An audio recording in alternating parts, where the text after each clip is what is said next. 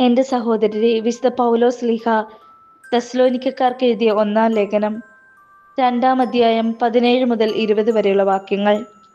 സഹോദരരെ, ആത്മന അല്ലെങ്കിലും ശാരീരികമായി കുറച്ചു നാളത്തേക്ക് ഞങ്ങൾ നിങ്ങളിൽ നിന്ന് വേർപിരിഞ്ഞു.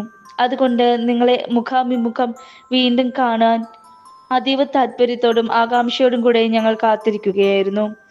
അതിനാൽ നിങ്ങളെ സന്ദർശിക്കാൻ ഞങ്ങൾ, പൗലോസായി ഞാൻ, പല പ്രാവശ്യം ആഗ്രഹിച്ചു. എന്നാൽ സാത്താൻ ഞങ്ങളെ തടസ്സപ്പെടുത്തി. കർത്താവായ യേശുവിൻ്റെ പ്രത്യാഗമനത്തിൽ അവിടുത്തെ സന്നിധിയിൽ ഞങ്ങളുടെ പ്രത്യാശയും ആനന്ദവും അഭിമാനത്തിൻ്റെ കിരീടവും എന്താണ്? അത് നിങ്ങൾ തന്നെയല്ലേ?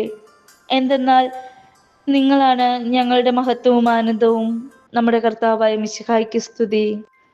വിശുദ്ധ മർക്കോസ് എഴുതിയ സുവിശേഷം 10-ാം അധ്യായം 35 മുതൽ 45 വരെയുള്ള വാക്യങ്ങൾ.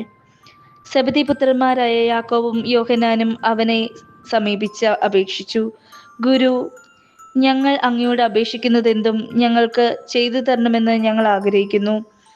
അവൻ ചോദിച്ചു, നിങ്ങൾക്ക് വേണ്ടി ഞാൻ എന്ത് ചെയ്യണമെന്നാണ് നിങ്ങൾ ആഗ്രഹിക്കുന്നത്?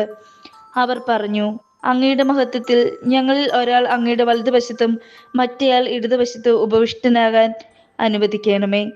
യേശു പ്രതിവചിച്ചു, നിങ്ങൾ ആവശ്യപ്പെടുന്നത് എന്താണെന്ന് നിങ്ങൾ അറിയുന്നില്ല. ഞാൻ കുടിക്കുന്ന പാനപാത്രം കുടിക്കാനോ ഞാൻ സ്വീകരിക്കുന്ന സ്നാനം സ്വീകരിക്കാനോ നിങ്ങൾക്ക് കഴിയുമോ? ഞങ്ങൾക്ക് കഴിയും എന്നവർ മറുപടി പറഞ്ഞു. യേശു അവരോട് പറഞ്ഞു, ഞാൻ കുടിക്കുന്ന പാനപാത്രം നിങ്ങൾ കുടിക്കും, ഞാൻ സ്വീകരിക്കുന്ന സ്നാനം നിങ്ങൾ സ്വീകരിക്കും. എന്നാൽ എൻ്റെ വലതുവശത്തോ ഇടതുവശത്തോ ഇരിക്കാനുള്ള വരം തരേണ്ടത് ഞാനല്ല, അത് ആർക്കു വേണ്ടി സജ്ജമാക്കപ്പെട്ടിരിക്കുന്നുവോ അവർക്കുള്ളതാണ്. ഇത് കേട്ടപ്പോൾ ബാക്കി 10 പേർക്ക് യാക്കോബിനോടും യോഹന്നാനോടും അമർഷം തോന്നി. യേശു അവരെ അടുത്ത് വിളിച്ചു പറഞ്ഞു, വിജാതിയരുടെ ഭരണകർത്താക്കൾ അവരുടെ മേൽ യജമാനത്വം പുലർത്തുന്നുവെന്ന് അവരുടെ പ്രമാണികൾ അവരുടെ മേൽ അധികാരം പ്രയോഗിക്കുന്നുവെന്നും നിങ്ങൾക്കറിയാമല്ലോ.